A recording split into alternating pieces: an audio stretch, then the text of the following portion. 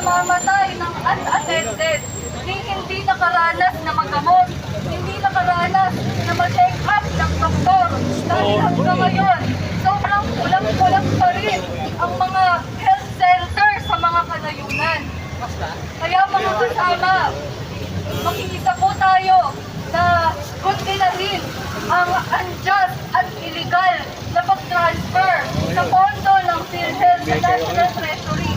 Gagawin lamang nila ito na pare, bahagi ng kanilang mga unprogram funds na hindi natin alam, walang transparency kung saan napupunta, kung saan nagagamit. Kaya sabay-sabay natin ipanawagan ulit, serbisyo sa tao! Huwag gawing negosyo! Serbisyo sa tao! Huwag gawing negosyo! Maraming salamat sa mga ating mga kasamahang mga kabataan na nagmamahal para sa kalusugan ng mamamayan. Mabuti pa sila! Hindi tulad ng ating Pangulo, walang pakialam sa kalusugan ng mamamayan. Para po papakinggan natin ang damdamin ng mga manggagawang pangkalusugan na nakakaranas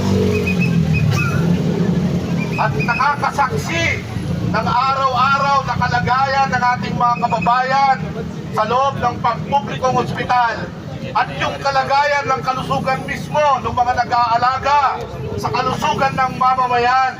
Tinatawagan natin ang Vice President ng All UP Workers Union Manila PGH, si kasamang Benji Santos.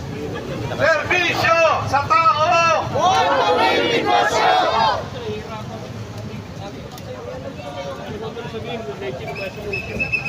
Serbisyo sa tao! Huwag gawing negosyo!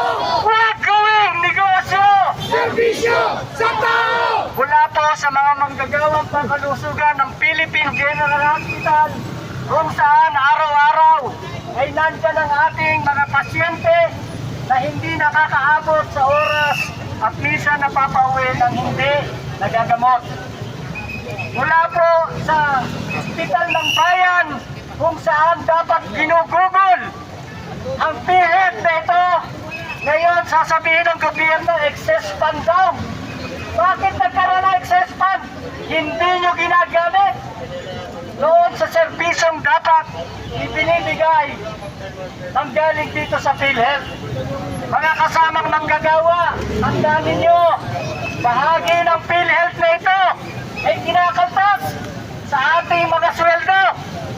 Meron tayong share dito at huwag tayong pumayag na kung saan-saan lang ito ginagamit ng ating mga opisyal ng gobyerno. Dapat ito ay ginagamit upang paunlarin pa, upang paramihin pa ang mga pasyenteng natutulungan. Hindi lamang sa Philippine General Hospital, kundi sa iba pang mga pampublikong ospital.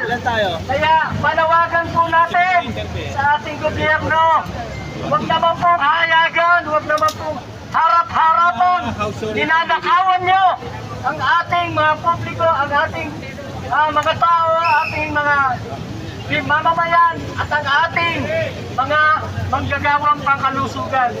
Access po namin ito, kaya nararapat lamang na ipagtanggol natin na hindi ito napupunta sa kung saan-saan lamang, sapagkat bilang mga manggagawang pangkalusugan, umaasa din tayo at lagi ay nasa isip natin magbigay ng magandang serbisyo sa ating mga mamamayan.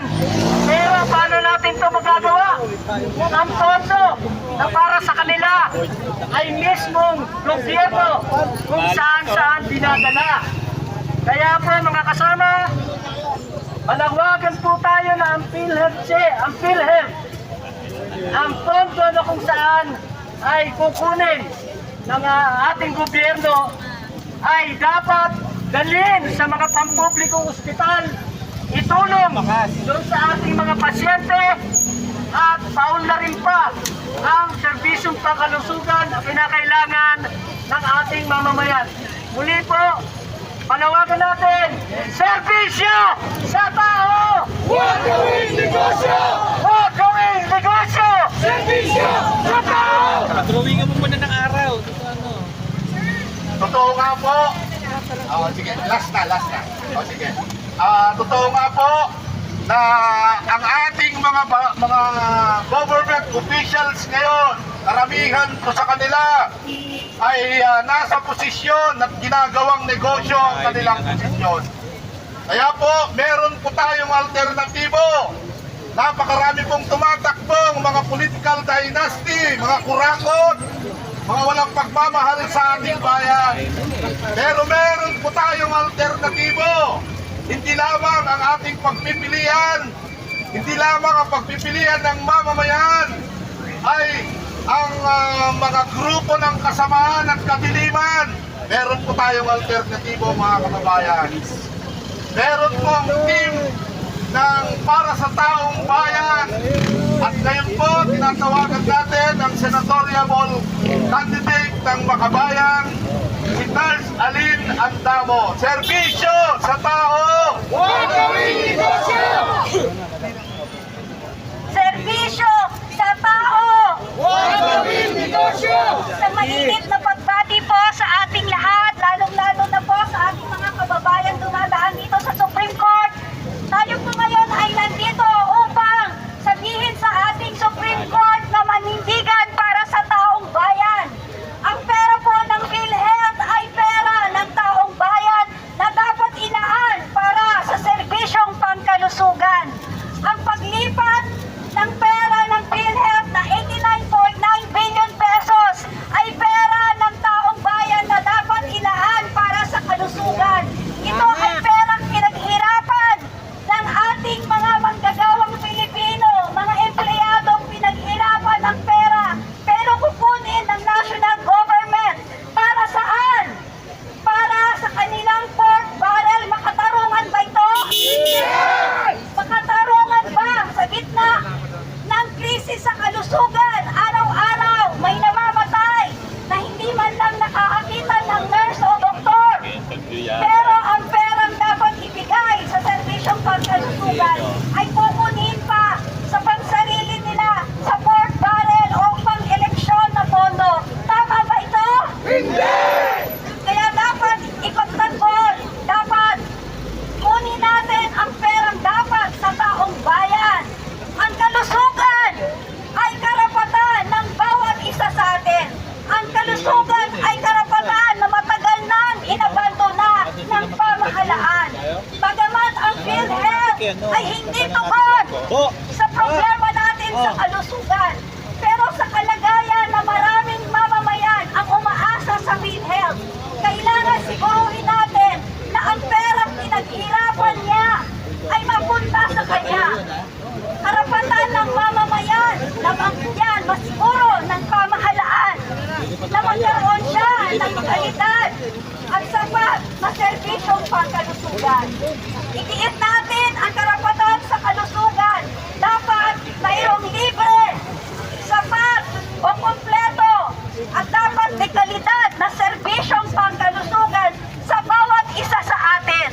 Nabanggit na ng mga unang tagapagsalita na dito lamang sa PGH makikita natin alas 2 ng madaling araw nakapila ang ating mga kababayan para mabigyan ng serbisyong pangkalusugan.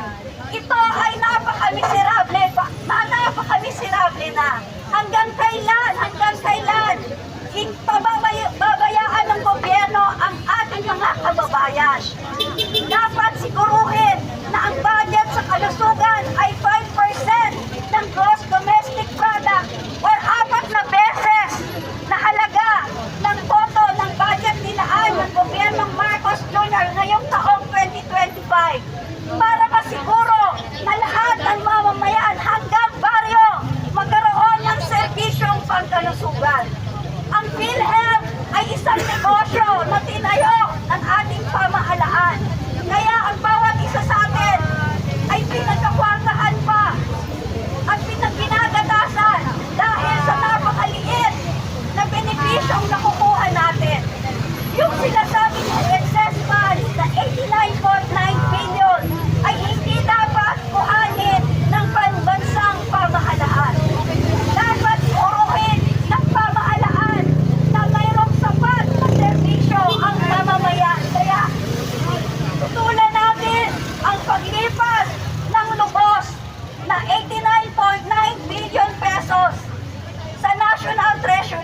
At dapat ito ilaan sa ating mga pampublikong ospital at mga healthcare facilities para masiguro na ang ating mamamayan ay may bigyan ng serbisyong pangkalusugan. Maraming mga sakit na pwedeng maiwasan, maraming pagkamatay ang pwedeng maiwasan kung maprioridad sana ng pamahalaan ang kalusugan ng bawat mamamayang Pilipino. Kaya tayong lahat, tayo ay nananawagan sa bawat mamamayang Pilipino. Tayo ay manindigan. Ipagtanggol natin ang karapatan sa kalusugan. Ipaglaban natin ang karapatan sa kalusugan. Nakalagay yan sa ating konstitusyon. Magkaisa tayo, paglaban natin ang karapatan sa kalusugan. Sigaw natin lahat, serbisyo sa tao! Serbisyo sa tao! Kaninang umaga nga pala po bilang pahabol ay inappoint ang bagong presidente ng PhilHealth, si Dr. Edwin Mercado. Ang tingin po natin dito ay hindi masusolusyonan ang problema kung ang sistema ay nananatili. Dahil ang PhilHealth insurance po ay isang insurance scheme na negosyo na pinagbabayad po ang mamamayang Pilipino. Pero hindi po nabibigay ng sapat na serbisyo ang lahat ng mamamayang Pilipino. At inalis pa po ng gobyerno ang subsidy na 74.4 billion pesos para ilaan lang sa kanilang pork barrel. Kaya ito po ay tinututulan natin. At muli tayo ay nananawagan sa Supreme Court na manindigan para sa taong bayan. Manindigan, itaguyod, ipagtanggol ang karapatan sa kalusugan. Maraming pong salamat.